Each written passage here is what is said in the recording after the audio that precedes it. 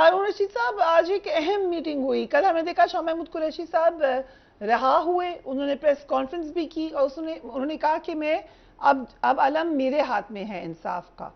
सो आज मीटिंग हुई, कोई इत्तला कि क्या बातचीत हुई उसमें? नहीं नहीं, कोई इत्तला नहीं है, लेकिन ये तो सामने की बात है ना कि अगर कोई इत्तफाक राय हुआ होता किसी मंसूबे पर, कुछ तजावीज़ पर, तो वो मीडिया से बात करते। तो अंदाजा ये है कि कोई इत्तफाक राय नहीं हुआ। तो शाह साहब ज़ाहिर है जिस तरह के हालात हैं उसमें फितरी है, जितना हम उनके मिजाज को समझते हैं कि वो वज़ीर आज़म बनना चाहेंगे, और ये एक हिकमत अमली हो भी सकती है, नामुमकिन नहीं है कि मतलब कोई मफाहमत इस पे हो ही जाए। यानी ये भी हो सकता है कि बहुत सारे आइडियाज पेश किए जा रहे हैं, सदर बन जाए, वो वज़ीर आज़म बन जाए। वैसे ख्वाहिश तो यही है कि भाई अपना वो खान साहब तो कहीं न हो, और मतलब ये मसलसल उन्हें दबाव में रखा जाए।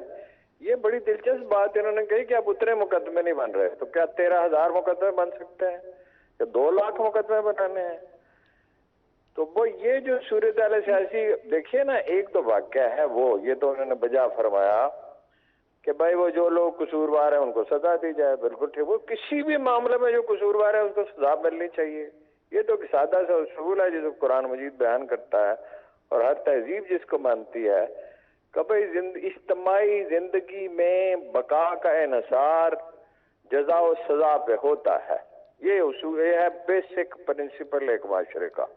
अदल हो रहा है तो माशरा जो है जमा जुड़ा रहता है, फरोग पाता है, तरक्की करता है, खुशहाली की तरफ जाता है, लोग आसूदा होते हैं। नहीं है तो सजा तो मिलनी चाहिए, वो तो ठीक है। लेकिन ये 15,000 या 10,000 या 7,000 जितने हमारे पास एग्जैक्ट फिगर नहीं है, ये तो सारे वहां नहीं थे।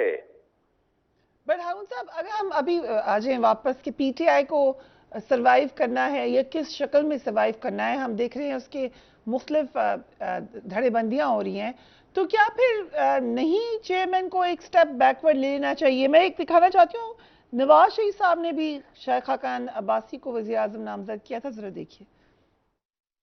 मैंने अपना मनसब छोड़ दिया है, तो अब इसको किसी ने संभालना है। मेरे बाद अगर आप सपोर्ट करें तो शहबाज शरीफ साहब को मैं जवाब दूंगा। इंटरम पीरियड के लिए जो कि जितना भी वक्त है 1.5-2 महीने हैं, उसके लिए मैं शायद खाकान अब्बासी साहब सो हारून साहब, ये जमहूरी तरीका कह सकते हैं कि आप किसी और को नॉमिनेट कर दें?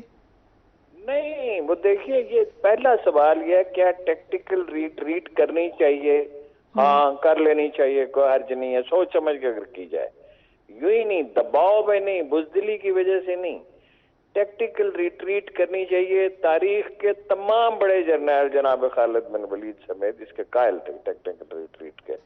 पॉलिटिक्स में भी हम, अब मैं ज्यादा डिटेल में नहीं जाता हिस्ट्री की, तो कायद आजम ने एबीसी फार्मूला मान लिया था 47 में, यानी पाकिस्तान पे बनने के तमाम आसार वाजे थे, इसके बावजूद एबीसी फार्मूला मान लिया था कि अगर सूबों को पूरे इख्तियारात देते और 10 साल बाद अलहदगी का हक देते, तो वो तो नेहरू ने उसको सैबोटाज कर दिया। वो हो सकता है, लेकिन ये फैसला तो उन्होंने करना है ना। एक ये कि मुसल्लत किया जाए, बाकी वोट उनके इंटैक्ट हैं, और इस डायलमा का इलाज किसी के पास नहीं है कि उनका वोट कैसे लेगा।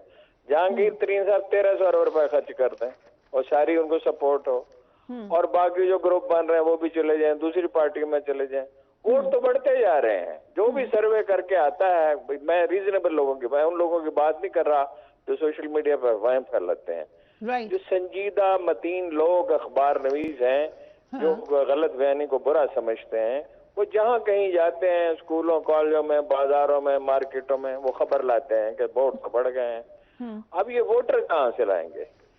तो आखिरी हल तो मफाहमत के सिवा कोई नहीं है। वो आज करें मफाहमत जिस तरह 71 में हुआ था, न करेंगे तो खराबी होगी। आज कर ले मफाहमत, वो खान साहब भी मतलब इसके लिए कसूरवार है, तो ये भी अपना दूसरे लोग भी, तो सारे फरीक इसके जिम्मेदार हैं। अपना मफाहमत आज कर लें, आज नहीं करेंगे तो 3 महीने के बाद करेंगे, 3 महीने के बाद नहीं करेंगे तो 6 महीने के बाद करेंगे, اور اکانومی کی حالت ایسی نہیں ہے کہ بہت دیر تک اس کو ملتوی کیا جائے. ہارون صاحب دوسری طرف پولیٹیکل ڈیولپمنٹ ہو رہی ہے. علیم خان صاحب اور جہانگیر ترین صاحب بڑے ایکٹیو رہے. استحکام پارٹی میں فواد چودھری صاحب، علی زیدی صاحب، یہ لوگ اس کو جوائن کر رہے ہیں. کون سی پارٹی کو آپ دیکھ رہے ہیں کہ پھر وہ زیادہ اسٹرانگ بنے گی؟ کسی کو بھی نہیں. وہ ووٹر، میرا سوال وہی ہے جو میں آپ کے ہر پروگرام میں کرتا ہوں اور اپنے بھی ہر پروگرام میں کرتا ہوں. ووٹر کہاں سے لائیں گے؟ اس طرح کی حکومتیں نہیں بن جائیں تو چلا نہیں کرتی. آپ بلاول کو وزیر اعظم بنا دیں یا مریم نواز کو بنا دیں. علی زیدی، عمران اسماعیل، فواد چودھری 100 کے قریب. کون سے پوچھتا ہے؟ یہ اپنے طور پہ کیا تھا، یعنی ویلفیئر کے پروجیکٹس پہ الیکشن سے پہلے ہی خرچ کیا تھا.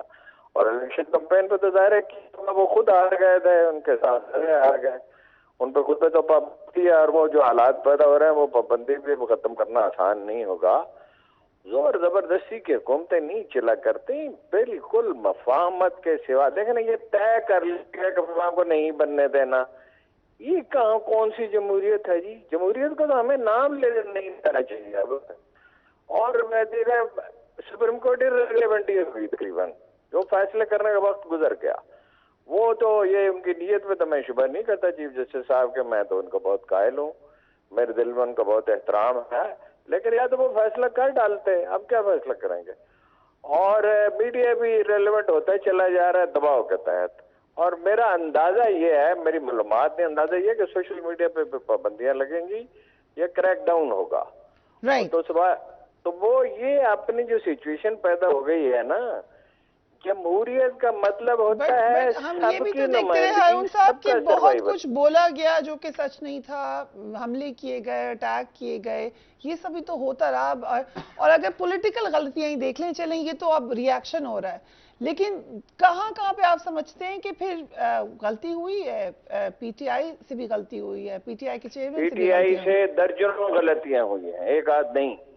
اگر اب آپ اس کو شمار کرنے لگیں، مثلا مردم شناسی نہیں ہوتے، کیسے لوگوں کو دیے گئے جو پہلی آندھی میں ہوا کے طرح اڑ گئے. جب آپ مکان بناتے ہیں تو اندیشہ تو ہوتا ہے کسی طوفان میں اس کو نقصان پہنچ جائے، لیکن اگر اسی چھتیں ہی اڑ جائیں اور دیواریں گر پڑیں تو وہ کہے گا مکان ہے. یہ تو آپ کو یاد ہوگا، آپ کے ساتھ تو میری ہمیشہ بات ہوتی رہی کہ مردم شناسی ڈے ون سے میں کہہ رہا ہوں 2005-06 سے کہنا شروع کیا کہ خان صاحب، اور ان سے جب ملتا تھا تب بھی کہتا تھا یہ کیا لوگ ہیں جن کو آپ اتنے بڑے بڑے عہدے دے رہے ہیں. مردم شناسی پلس جو ڈیسیژن دیے ہارون صاحب پارلیمنٹ سے واک آؤٹ کر دیا. کے حوالے سے ایک بات آپ سے عرض کرتا ہوں.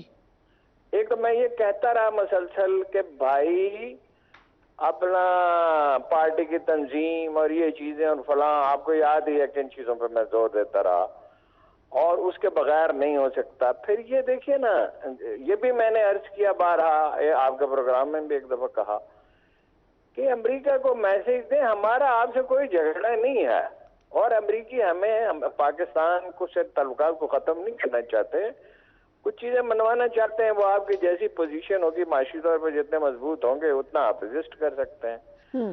اور اپوزیشن سے کہیں کہ کوئی انتقامی کارروائی نہیں ہوگی، ادارے پراپر بنائیں گے، احتساب ہوگا. سب سے پہلے میں اپنی پارٹی کے لوگوں کو احتساب کے لیے پیش کروں گا، ہے جی.